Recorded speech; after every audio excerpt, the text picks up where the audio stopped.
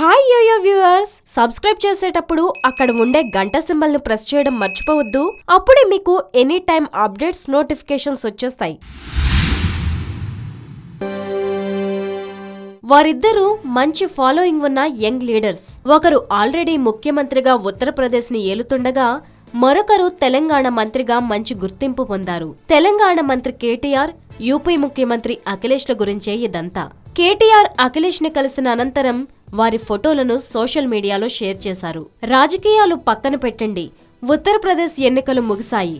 నేను కలిసిన ముఖ్యమంత్రుల్లో నిరాడంబర వ్యక్తి, నచ్చిన వ్యక్తి అఖిలేష్ యాదవ్ అని చెప్పక తప్పదు అని కేటీఆర్ ట్వీట్ చేశారు. కేటీఆర్ అఖిలేష్ల కలయిక సరికొత్త రాజకీయానికి సంకేతమని అప్పుడే చర్చ మొదలైపోయింది. గతంలో అఖిలేష్ యాదవ్ తెలంగాణ ప్రభుత్వ విధానాలను ప్రశంసించారు. ఆ తర్వాత కేటీఆర్ స్వయంగా వెళ్లి అఖిలేష్ ని కలిశారు. మరోమారు వీరిద్దరి కలయిక జరిగింది. ఇరుగు పొరుగు రాష్ట్రాలతో రాజకీయ మరియు ఇతర అవసరాలుంటాయి. కానీ ఎక్కడో ఉన్న ఉత్తరప్రదేశ్ తో కేటీఆర్ కు రాజకీయంగా ఉన్న అవసరం ఏంటనే చర్చ జరుగుతోంది.